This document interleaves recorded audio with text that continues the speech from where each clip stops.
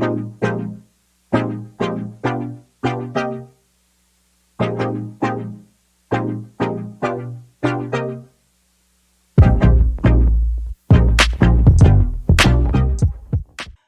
di sini kita akan melakukan perawatan harian di BW212D strip 5SL. Pertama-tama kita cek di bagian kanan ini dulu. Di bagian kanan ini kita akan melakukan pengecekan di area drum drive motor. Di sini kita ngecek apakah hosnya terdapat kebocoran ataupun kekendoran di bagian hose, termasuk juga di bagian sisi rubber. Nah, di sini rubbernya kita cek apakah terdapat kerusakan. Oke, kemudian di bagian belakang sini kita cek apakah di bagian hose-nya ada yang bocor, retak.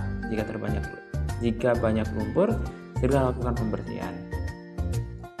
Kemudian di bagian steeringnya juga dilakukan pengecekan, jangan sampai banyak lumpur yang mengendap di bagian steering, terkhusus di bagian steering silinder. Kemudian di sisi sebelah kiri kita cek di sini. Untuk vibration motornya kita cek apakah hose-nya dalam keadaan baik, termasuk juga untuk transducernya. Jika terdapat kebocoran ataupun rubber yang rusak ataupun pecah, segera di follow up untuk lakukan perbaikan.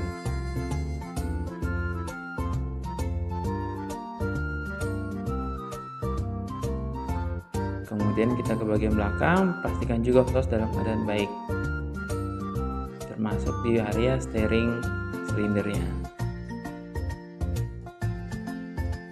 Pastikan full step dalam keadaan baik. Nah, ini ya untuk serial numbernya, nameplate-nya BW212D strip 5SL. Kemudian di bagian kiri belakang, di sini kita lakukan pengecekan kondisi area cooler, radiator, kondensor AC dan lain sebagainya. Pastikan semuanya dalam kondisi normal, tidak ada yang bocor. Kemudian di sini ada pengecekan oli hidrolik, sama seperti BW211, pengecekannya di antara high dan low.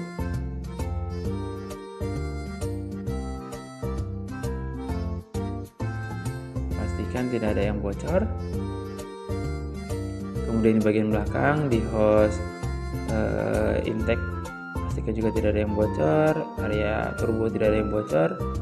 Di area release parking brake juga tidak ada yang bocor. Pastikan semua dalam keadaan baik. Di area hidrolik juga pastikan tidak ada yang bocor. Filter hidrolik, area pump juga dalam keadaan baik.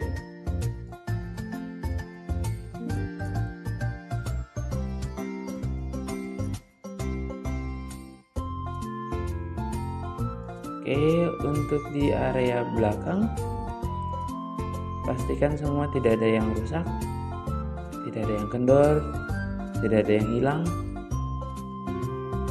Di sini juga termasuk untuk fuel filter, pastikan tidak ada yang bocor. Jika terdapat endapan pada pre-filter ini di bagian gelasnya, segera lakukan pembuangan. Di sini juga terdapat untuk pengecekan level coolant. Level coolant itu yang baik adalah di antara low dan high.